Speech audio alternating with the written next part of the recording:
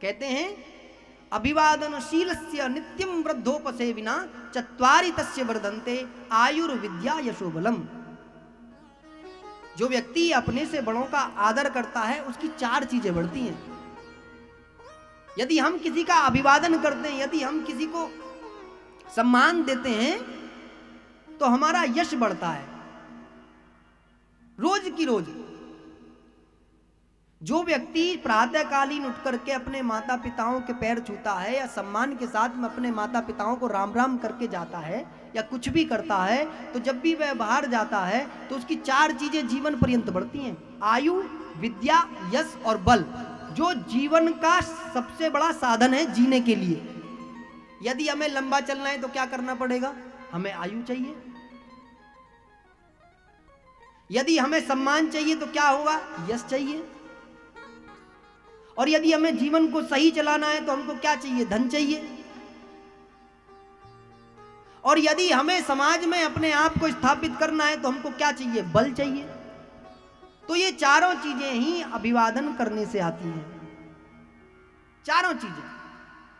इसीलिए अपनों से बड़ों के सामने हमें हमेशा नतमस्तक रहना चाहिए, हमेशा शांत रहना चाहिए, हमेशा चुप रहना चाहिए। इसलिए परीक्षित ने आज तक उन बातों को इग्नोर नहीं किया है।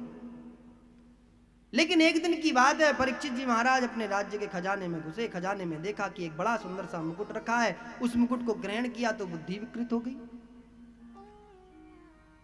और तुरंत की तुरंत बुद्धि विकृत होने के कारण से आज प्रथम बार राजा के मन में यह भाव आया है कि चलो हम शिकार करते हैं। राजा शिकार करने के लिए गया तो वहीं पर एक समीक ऋषि हैं। समीक ऋषि के यहाँ पर राजा को शिकार करने का अनुभव नहीं था, प्रथम बार शिकार कर रहे थे, तो पूरे दिन जंगल में टहलते रहे एक हिरण का शिकार करने के लिए, लेकिन शिकार ना कर सके। और अंत में जब प्यास लगी तो समीक ऋषि के आश्रम में गए, सोचा कि जल ग्रहण करने को मिल जाएगा। समीक ऋषि उस वक्त साधना में लीन थे, और समीक ऋषि जब साधना कर रहे थे तो बड़ा क्रोध आया कि अतिथि घर पर आया है, आप आंख बंद करके बैठा है।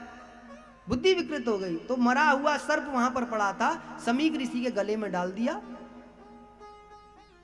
समीक ऋषि का पुत्र श्रृंगी नदी में जल भरने के लिए गया था। जब श्रृंगी को यह मालूम पड़ा कि मेरे पिता का किसी व्यक्ति ने अपमान किया है, तो श्रृंगी ने उसी वक्त जो भी व्यक्ति हो उसको 7 दिन में मृत्यु का श्राप दे दिया कि आज से 7वें दिन तक्षक सर्प के द्वारा उनकी मृत्यु हो जाएगी।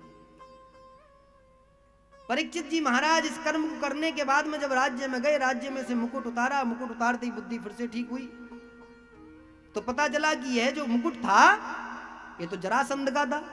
जरासंध तो बड़ा पापी था। यदि हम पापी व्यक्ति की संगति भी ले लेते हैं तो उसका प्रभाव हमारे जीवन पर होता है। और जरासंध का जो मुकुट था वह पापी था, वह पाप के द्वारा आया था, इसलिए सिर पर धारण कर लिया, जिसके कारण से कलयुग का प्रवेश मस्तिष्क में हो गया।